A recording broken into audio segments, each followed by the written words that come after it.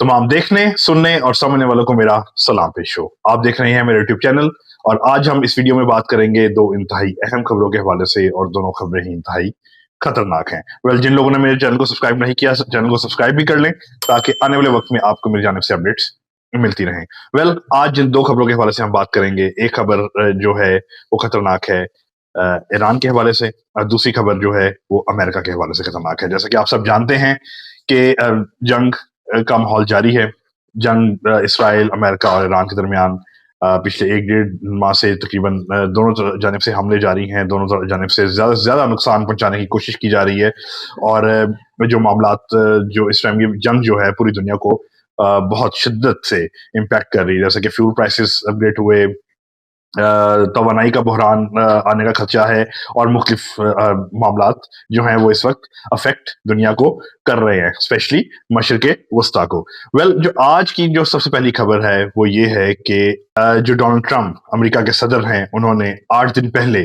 Iran को मोहलत दी थी 8 दिन की कि जो आबनाए हुर्मुज़ है, स्ट्रेट ऑफ हॉर्मुज़ है, उसको ओपन कर दिया जाए, ठीक है, वरना जो है अमेरिका और उसके जो इसराइल है वो उस पर इंतहाई शदीद हमले करेंगे। अब तकरीबन जो है काफी दिन गुजरने के बाद अब 2 दिन बाकी रह गए हैं और अब जो डोनाल्ड ट्रंप ने कल की डेट में एक अपने सोशल मीडिया, जो ट्रुथ का सोशल मीडिया वो यूज करते हैं, वहां पे पैगाम जारी किया है और इंतहाई गुस्से से भरा और इंतहाई हार्श लैंग्वेज यूज की है उसमें। और उसमें उन्होंने जो पैगाम जारी किया है कि अगले 48 घंटे के अंदर अगर ईरान ने आबनाए हुर्मुज़ का ना खोला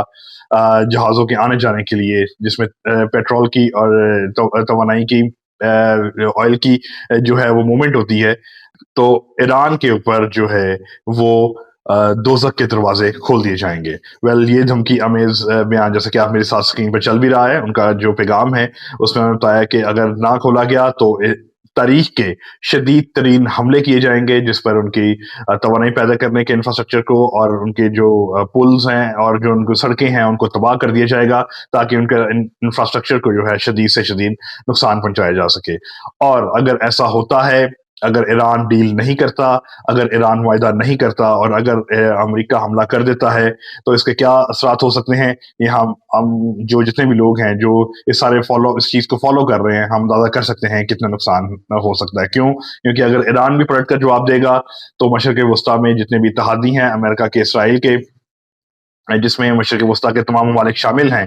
तो फिर आने वाला वक्त जो है वो इंतहाई पेचीदा होने वाला है। सेकंड जो मामला है वो है अमेरिका के हवाले से। अमेरिका के हवाले से जैसे कि आपको पता चलो कि अब खबर आई है कि जो नॉर्थ कोरिया है उसने भी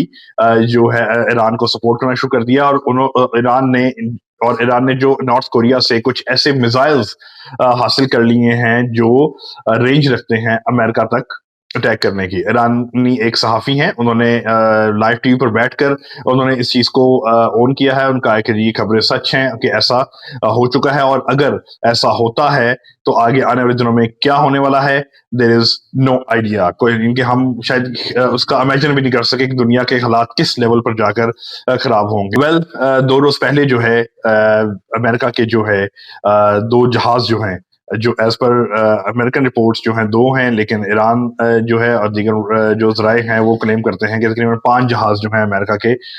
गिराए गए हैं। और उस जो 2 जहाज अमेरिकन सोर्सेज के मुताबिक जो 2 जहाज हैं जो गिराए गए हैं, उनके पायलट्स को भी रेस्क्यू वहां से कर लिया गया है। पहला पायलट तो उसी वक्त विद रियल टाइम जो रेस्क्यू कर लिया गया था, लेकिन दूसरे पायलट को रेस्क्यू करने में तकरीबन 48 घंटे लगे। उसमें जो है एक बड़ी हैवी मशीनरी ने अमेरिकन जो आर्मी की उसने जो है उसमें ऑपरेशन जारी रखा, सर्च ऑपरेशन जारी रखा। और जैसा कि आपको पता है कि बहुत सारी जो ट्रेवल करते हैं, ये जो आर्मी ऑफिसर्स होते हैं, जब ये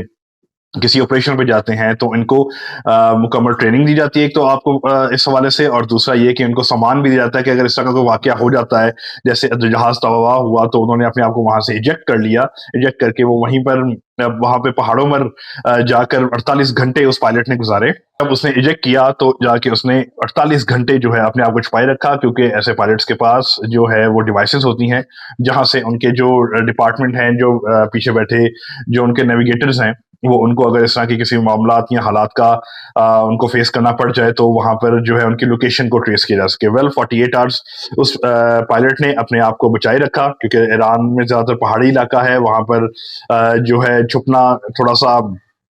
آسان بھی ہوتا ہے، لیکن دوسری سینس میں لیکن ریسکیو کرنا ہو تو وہ انتہائی مشکل کام بھی ہے. 48 گھنٹے کی محنت کے بعد اور اپنے دیگر کچھ اطلاعات ہیں کہ جو بلیک ہاک ہیلی کاپٹرز ہیں اور جو ان کی جو دیگر ریسکیو جو مشینری ہے جس میں دوسرے جہاز بھی شامل ہیں وہ بھی تباہ کیے گئے، لیکن جو ہے ہمت کر کے کوشش کر کے جو ہے اس پائلٹ کو ریسکیو کر لیا گیا. اب دیکھنا یہ ہے کہ اگلے 48 گھنٹے کے بعد کیا ہونے والا ہے. مینس کہ اگر تو کوئی معاہدہ طے پا جاتا ہے، جیسا کہ پاکستان جو ہے اس ٹائم ثالثی کا کردار ادا کر رہا ہے ایران، امریکہ اور اسرائیل کے درمیان مذاکرات کے لیے، اور اب تک جو اطلاعات کے مطابق جو ہیں ایران کو مسودہ پیش کر دیا گیا ہے پاکستان کی جانب سے کہ کون کون سی شرائط جس میں جو ہے آبنائے ہرمز کا کھولنا ہے، فوری جنگ بندی ہے، اس کے بعد جو نیوکلیر ویپنز بنانے کے لیے جو مواد استعمال ہوتا ہے اس کو ہینڈ اوور کرنا، کہ یہ اس طرح کی شرائط شامل ہیں. اب دیکھنا یہ ہے کہ ایران جو ہے وہ ان شرائط کو مانتا ہے یا نہیں مانتا. اگر تو مانتا ہے، ہم دعا گو ہیں کہ معاملات بہتری کی طرف چلے جائیں، کیونکہ اگر یہ معاہدہ طے نہیں پاتا تو دنیا کو بہت بڑے نقصان کا سامنا کرنا پڑ سکتا ہے.